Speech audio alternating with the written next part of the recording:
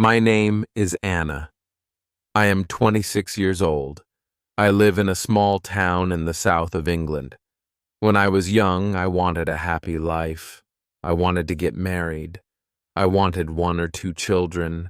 I wanted a small house and a good man. I thought love was easy, but I was wrong. I met Daniel when I was 22. He was 25. He was tall. He had brown hair and blue eyes. He was funny. He smiled a lot. He liked to talk. We met at a friend's party. He asked for my number. I gave it to him. The next day, he sent me a message. He asked, "Do you want to meet for coffee?" I said yes. We met in town. We talked for a long time. I liked him. After that, we saw each other many times. He made me laugh. He gave me flowers. He called me every night. After 3 months, I told him, "I love you." He said, "I love you too." I believed him. We were together for 1 year. I worked at a supermarket. Daniel worked at a car garage. We didn't have much money, but I was happy.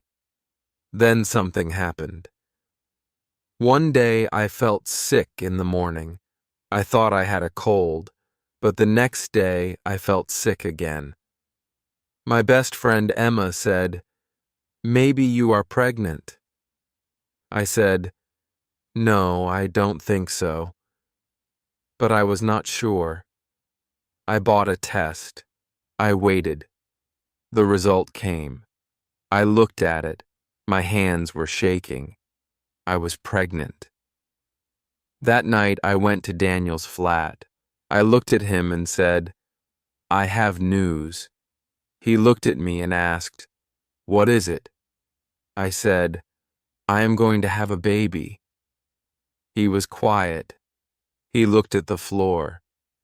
He did not speak for a long time. Then he said, "Are you sure?" I said, "Yes, I did a test. I am sure." He stood up. He walked to the window. He looked outside. He did not look at me. "This is not a good time," he said. "I am not ready to be a father."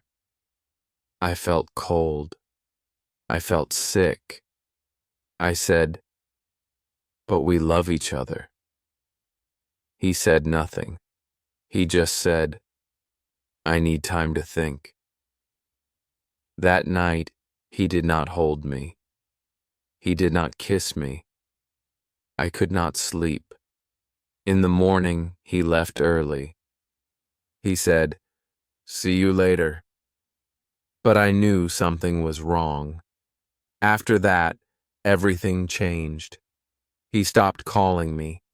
He stopped answering my messages. He didn't want to see me. One day, I went to his flat. I knocked on the door. He did not open it. I sent him one last message. He replied, "I can't do this. I'm sorry." That was the last message from Daniel. I sat on my bed and cried. I cried for hours. I could not believe it. I was pregnant and I was alone. I told my mom and dad. My mom cried with me. My dad said nothing. Then he said, "We are here for you, Anna." I moved back to my parents' house. I felt like a child. But I was not a child. I was going to be a mother. Every day, I felt more tired. My belly grew. I went to the doctor. I saw my baby on the screen. I heard her heartbeat. I smiled and cried at the same time. I worked at the supermarket until the baby came. I bought small clothes and a baby bed. I wanted to be ready. Then one night, I had strong pain. My mom took me to the hospital. The nurse said, "You are going to have the baby tonight." I was scared. The pain was strong. I held my mom's hand. After many hours, I heard a small cry. The nurse said, "It's a girl." They gave her to me. She was small. She was soft and warm. I looked at her and smiled. I said, "Hello, baby. I'm your mom." I named her Sophie. She was beautiful. I stayed in the hospital for 2 days. Then I went home. My mom helped me with Sophie. But at night, it was just me and my baby. Sophie cried a lot. I was tired. I did not sleep much. I changed her diapers. I fed her. I held her when she cried. Sometimes I sat on the bed and cried too. I was very tired, but I looked at her small face. I kissed her head. I said, "I love you." Daniel never came. He never called. He did not ask about Sophie. One day I saw him in town. He walked past me. He looked at me, then looked away. He said nothing. I wanted to shout. I wanted to ask him, "How can you leave your baby?" But I said nothing. I just looked down at Sophie in her stroller. When Sophie was 5 months old, I went back to work. My mom watched her when I worked. I missed Sophie every minute, but I needed the money. At work, I smiled. I said hello to the customers. I carried boxes. I stood on my feet for hours. When I got home, I was tired. But Sophie needed me. I cooked dinner. I cleaned. I fed Sophie. I bathed her. I put her to sleep. I never stopped. One night, Sophie was sleeping. I sat in the kitchen. I drank cold tea. I looked at the wall. My eyes felt heavy. I said to myself, "You are tired, Anna, but you are strong. You are doing this." And I smiled, because I was not just a woman now. I was a mother. Sophie grew fast. She smiled more each day. When she was 6 months old, she sat on her own. She played with her small toys. I watched her and smiled. Sometimes I cried too. I was proud of her. I was also tired. Every day was full. I worked, cleaned, and cared for her. But she gave me strength. I did not have many friends. My old friends did not visit much. They had busy lives. They went out in the evenings. They posted happy photos online. I stayed at home. I watched cartoons with Sophie. I sang to her when she cried. I told her, "You are not alone. I am here." Before I share the rest of my story, I want to ask you something. Where are you listening from? Sometimes I wonder if someone out there truly hears me, someone who understands what I'm feeling. It gives me strength to know I'm not alone. So please, tell me in the comments. My mom helped me a lot. She held Sophie when I had a shower. She made dinner when I was too tired. My dad did not talk much, but he played with Sophie. He made her laugh. I was thankful for my parents. Without them, life would be harder. Sometimes I saw Daniel in town. He never said hello. He walked past like he didn't know me. One day, Sophie was in my arms. Daniel looked at us. He looked for 1 second, then walked away. I held Sophie closer. I kissed her head. I said in my heart, "You don't need him. I will give you everything." Money was a big problem.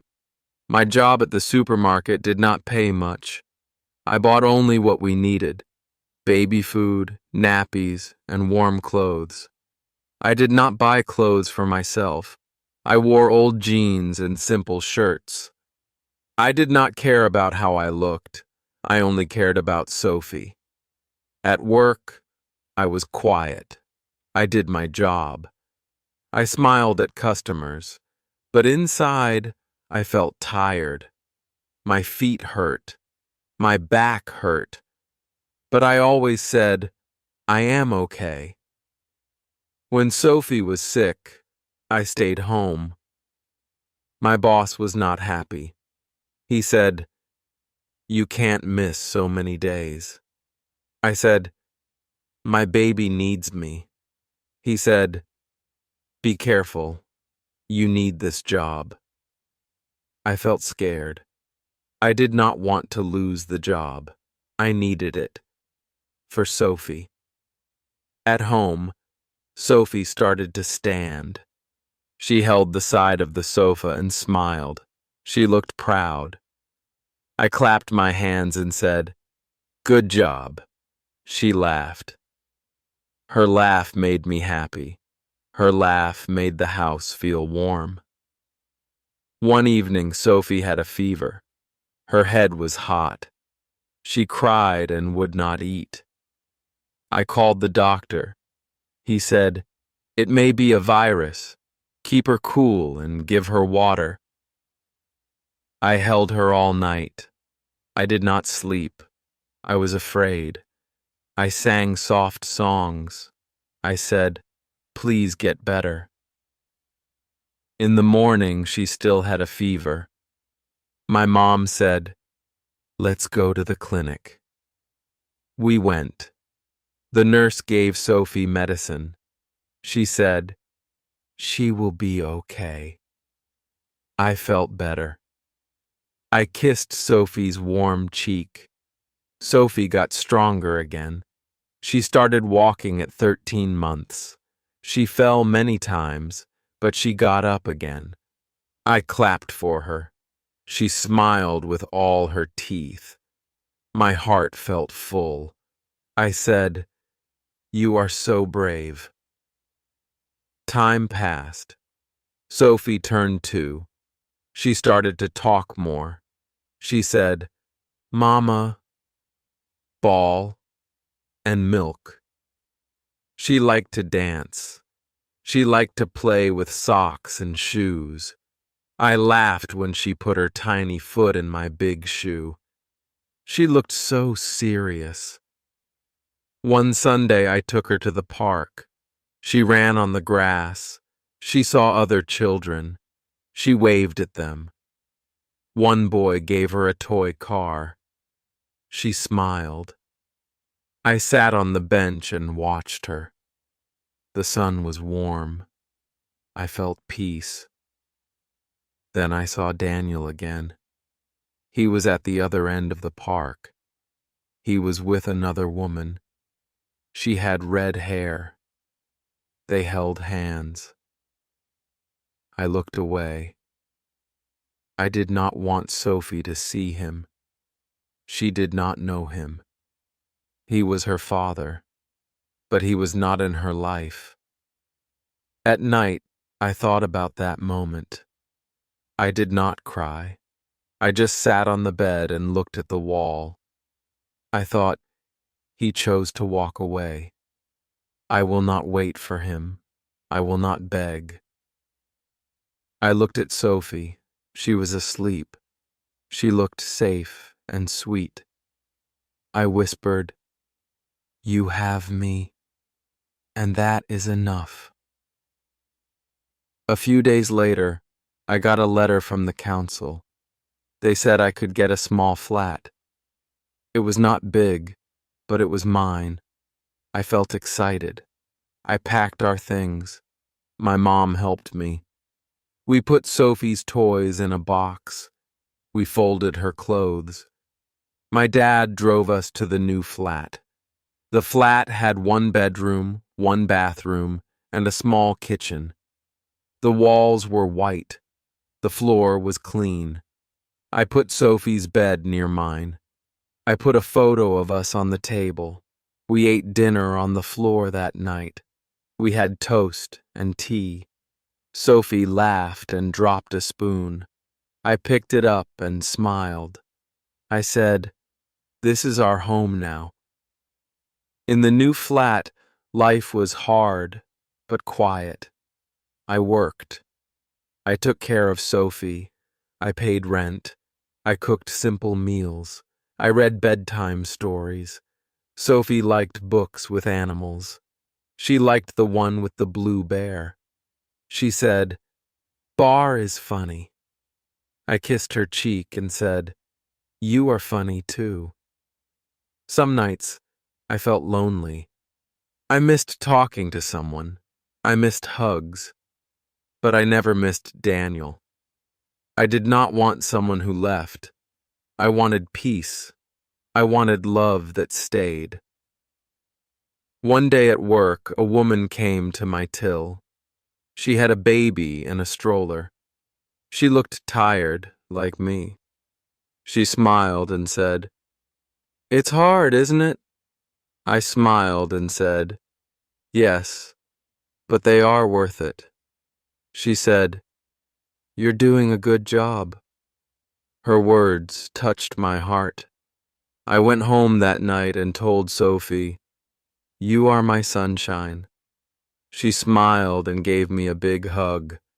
I was still tired. I was still poor. But I was not broken. I was strong. I was a mother. Sophie was now 3 years old. She could talk more.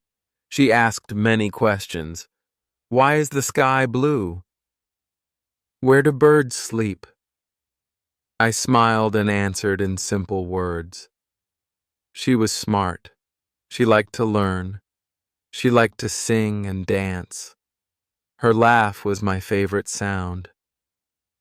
We had a small life. We lived in our little flat. We had a routine. I woke up early. I made breakfast. Sophie ate slowly. She always wanted one more spoon of yogurt. I took her to the daycare near our home. Then I went to work. Every day was the same. But I didn't mind. I had peace. I had my child. I had a reason to wake up. At night, Sophie sat on my lap. I read her stories. She always asked for the same book, the one about the red bus. She said, "The bus goes beep, beep." I laughed.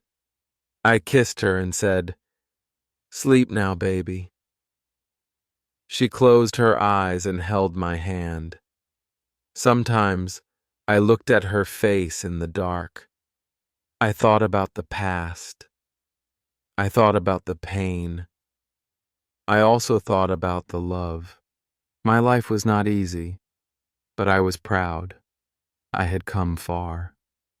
One day I got a letter from Sophie's daycare. It said, "Sophie is ready for school next year." My eyes filled with tears. My baby was growing up. She was not a baby anymore. I told her the news. She clapped and said, "School! I want a pink bag." I smiled. "You will get a pink bag," I said, "and new shoes, too." That weekend, we went to the shop. We looked at school bags. Sophie touched each one. She said, "Too big, too small." And then, "This one." It was pink with stars. She held it and smiled. We went home and she wore the bag in the house. She walked around the flat like a little student. I laughed. I felt happy and sad. I was proud of her, but a part of me felt scared. She was growing so fast. Time passed. Sophie turned 4. She was taller, her hair was longer. She made friends. She said, "Mom, my friend's name is Lucy. She has a dog." I said, "That's nice." She said, "Can we get a dog?" I said, "Maybe one day."